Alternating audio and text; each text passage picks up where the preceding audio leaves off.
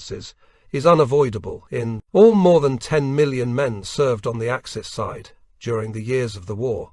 Each of these had personal reminiscences. Each division which fought there should be accorded the mention of its service.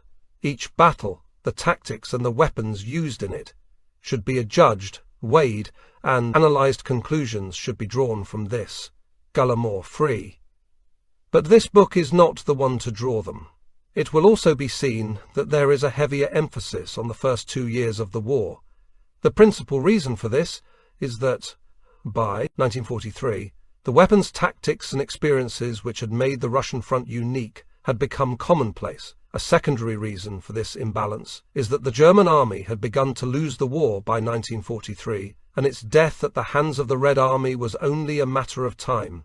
Diaries and letters written in later years seldom reveal a writer's true thoughts, for, in retreat or defeat, the principal consideration is survival. Writers of letters home resort to clichés and to circumspection so that they do not worry those at home, and diary entries, insofar as these exist, usually record only the distances marched, the names of fallen comrades, or the number of kills made. All wars are concerned with aggression, and it can be seen that often this aggression recoils, strikes the aggressor. Some wars follow a pattern in which the victim emerges victorious after having suffered bitter reverses, while the attacker, after brilliant initial successes, crashes down into defeat. The Russo-German War followed that pattern. There was, however, one difference which set it apart from any other campaign of the Second World War: the hatred with which it was fought. The reasons for this are dealt with in the opening chapter. This mutual animosity produced on both sides of so terrible in nature that I have deliberately excluded them, except in those places where their inclusion sets the seal upon some particular tragedy.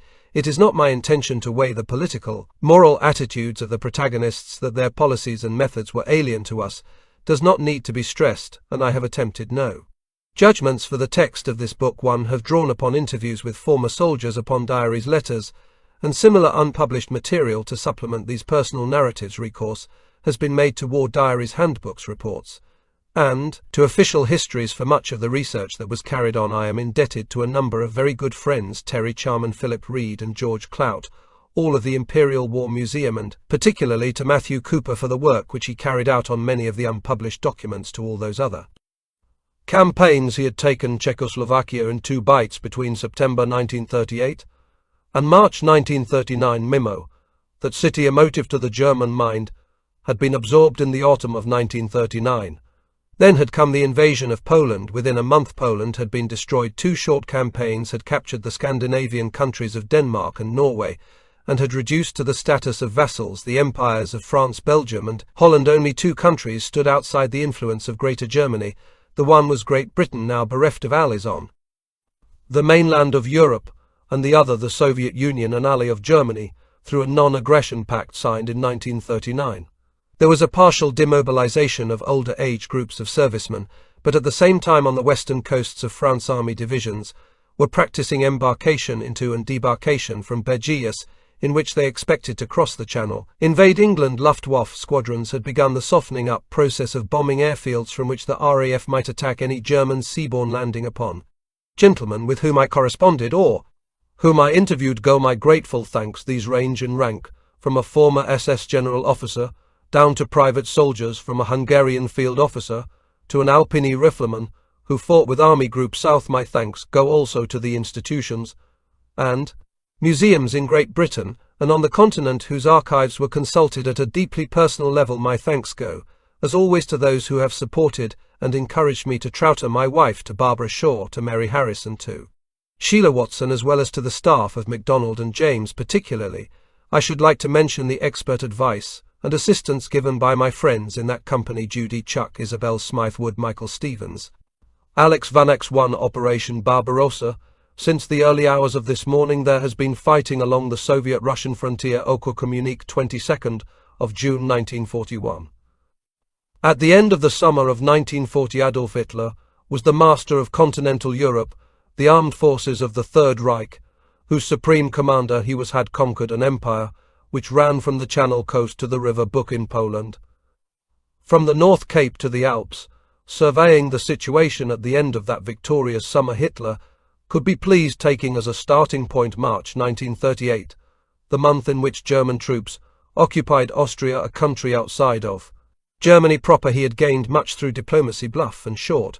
The coasts of Sussex or Kent all seemed set for Operation Sea Lion, the invasion of the United Kingdom, but the Führer lacked enthusiasm for the enterprise. Indeed, he retired to Berchtesgaden for a holiday, at the end of which he announced that the projected invasion would not take place. His mind was made up. He had decided upon his next move, which would make Germany's the only voice in Europe. He would destroy Russia. In the speech on the 21st of July 1940, to the heads of his armoured forces, he announced his intention made necessary.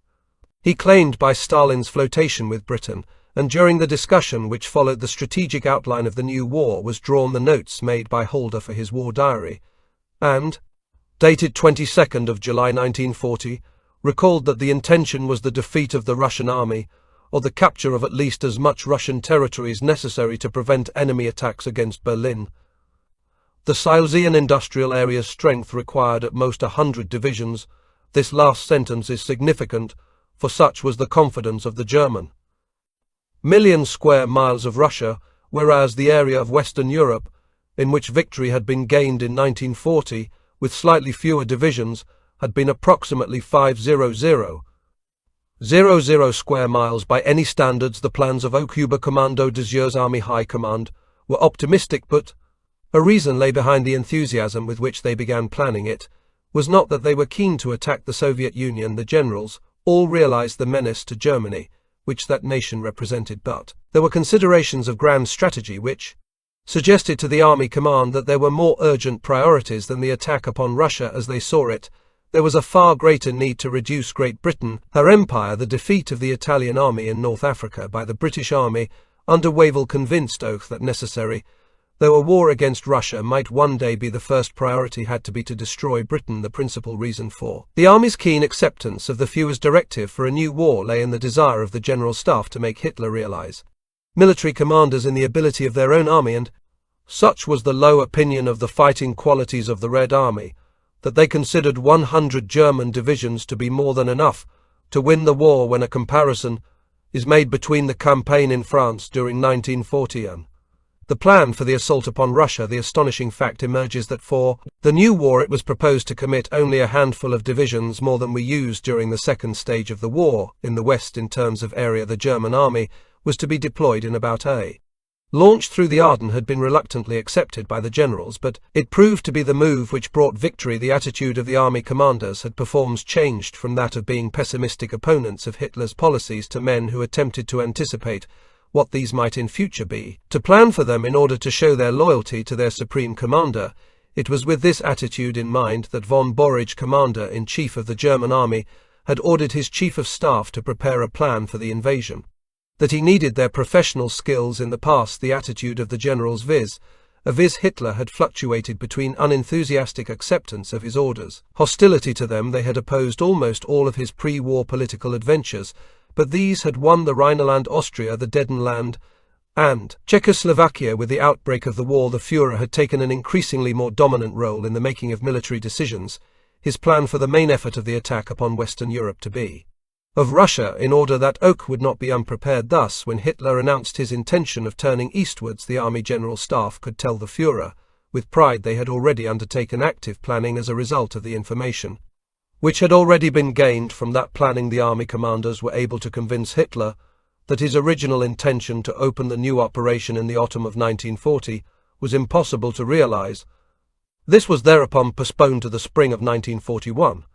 The new campaign was predicated upon the ability of the German army to destroy the Red Army west of the Dnieper River.